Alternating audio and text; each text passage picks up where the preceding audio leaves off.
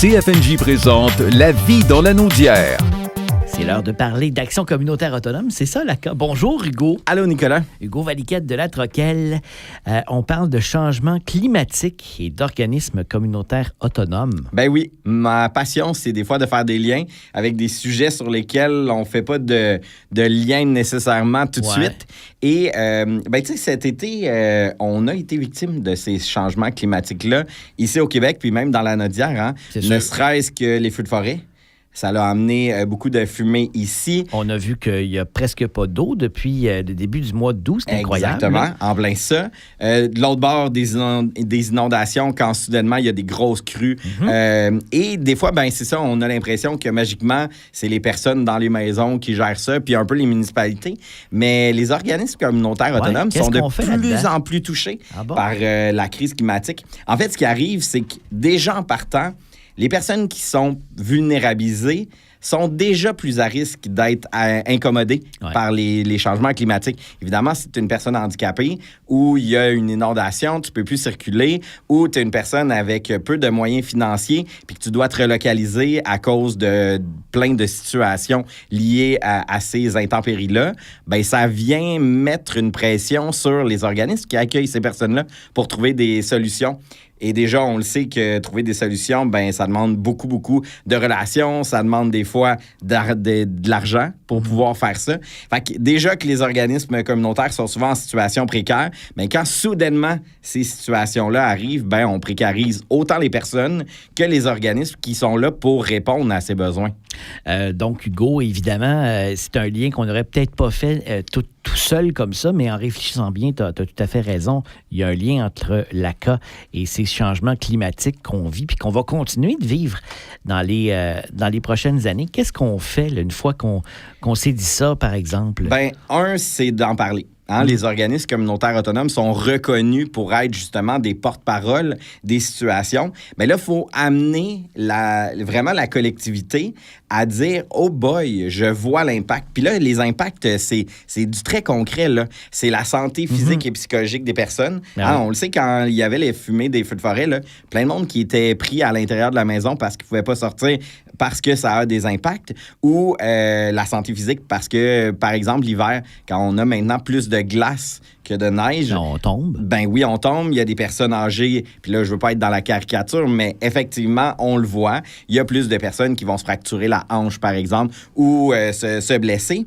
La sécurité alimentaire aussi. Le fait, puis là, on l'a vécu ici dans la région de la Naudière, les producteurs agricoles qui ont eu de la difficulté avec certaines récoltes parce qu'il y a eu trop d'eau ou pas assez d'eau à cause de la pluie. Ben, Hugo, on entre dans le mois d'octobre, là, l'Halloween s'en vient. Ce qu'on dit cette année, c'est que les citrouilles, attention, ça va être difficile. Ils vont être plus chers, premièrement, mais ils vont en avoir beaucoup moins parce qu'il a manqué d'eau. Exact. Fait que donc, rareté veut dire que ça va coûter plus cher. Exact. Donc là, ben c'est déjà les personnes qui sont vulnérabilisées, question alimentation, ben vont l'être encore plus. Mais tout ça, il faut le nommer, il faut en parler. Parce qu'il y a encore la pensée magique actuellement que, c'est pas si vrai que ça, puis on n'est pas si touché que ça. Puis regardez comment ils ont essayé de nous faire peur avec les changements climatiques, puis que, ça touche pas tout le monde. Je trouve que ça touche de plus en plus de personnes. Fait que donc, de prendre la parole, de nommer les impacts, puis quand un organisme communautaire autonome soutient des personnes qui ont été victimes des changements climatiques, il faut en faire rapport. Puis tu sais, ne serait-ce, oui, dans nos rapports d'activité, on va le nommer, mais d'aller, par exemple, au conseil municipal, aller discuter de ces enjeux-là, d'aller voir les fonctionnaires des municipalités, se faire des plans d'action collectifs pour pas que les gens s'attendent à ce que les organismes répondent seuls. Par exemple, à certaines situations, je pense que ça prend un genre de filet d'urgence à mettre en place puis se dire, là, c'est plus si anodin puis c'est de plus en plus fréquent. Donc, ça va être quoi le plan qu'on va mettre collectivement en place? Comment la municipalité va aider? Comment les organismes vont aider? Comment d'autres organismes de la société civile vont être présents? Je pense, par exemple, à la Croix-Rouge qui vient quand il y a des situations. Mais comment ce maillage-là se fait? Puis aussi, de pas voir justement les organismes comme juste des infrastructures. Parce que c'est souvent ça qui arrive des fois dans les mesures d'urgence. On va prendre la maison des jeunes, par exemple. Puis là, ça devient le QG de tout ça.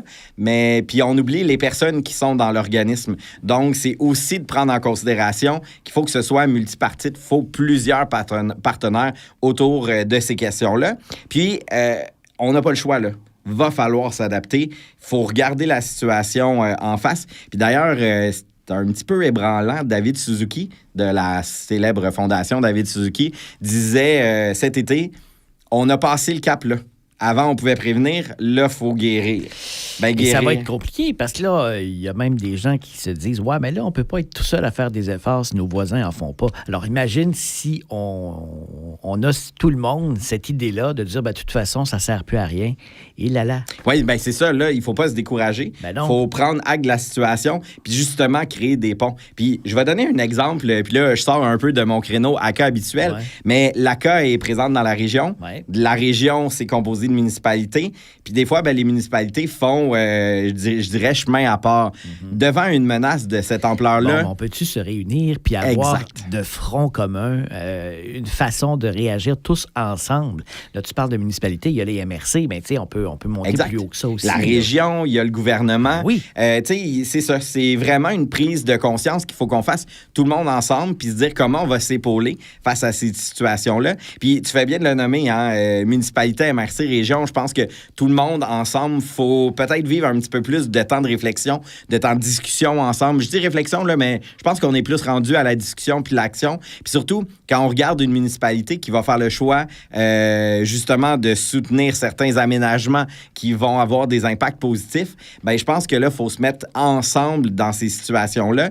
Puis quel bon moment, hein, en pleine campagne électorale municipale, que les citoyennes et les citoyens aillent questionner moi, à ce niveau-là. J'ai comme l'impression que cette année, en tout cas, je l'espère, que les gens vont vraiment regarder un peu plus ce qui se passe au niveau municipal, parce que souvent, on y va moins voter aux élections municipales alors que c'est le gouvernement de proximité qu'on devrait s'en occuper.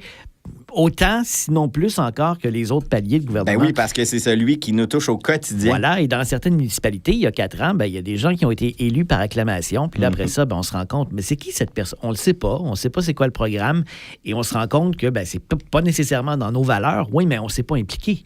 Exact. Alors que là, on a une deuxième chance. C'est le temps, puis tu sais, vraiment, là, la question de justice climatique, justice sociale, c'est 2 éléments quand même assez fortement portés dans le mouvement d'action communautaire autonome. Il faut se le réapproprier. Qu'est-ce que ça veut dire aujourd'hui en 2025? Hein, ces 2 éléments-là ne sont plus dissociables. Avant, on entendait beaucoup plus parler de justice sociale au sens large, mais si justement on veut avoir une forme d'équité entre les générations, la justice climatique fait partie de ce discours-là. Puis, va falloir qu'on soit vigilant, qu'on soit proactif, puis qu'on les bâtisse, les alliances nécessaires en lien avec ces situations-là. Parce que là, on vient de sortir d'un été quand même chaud, d'un été sec. Mais là, qu'est-ce qui va s'en venir pour l'hiver, justement? Est-ce que ça va être un hiver avec beaucoup de pluie verglaçante? Est-ce que ça va être un hiver très froid? Tu sais, les impacts, on ne sait pas exactement. Mais là, mieux vaut prévenir que guérir prend tout son sens. J'oserais dire, en conclusion de cette capsule aujourd'hui, c'est aussi ça, l'ACA. Tellement, Nicolas. Salut, Hugo. À la semaine prochaine. À la semaine prochaine. CFNJ vous a présenté La vie dans l'Anaudière.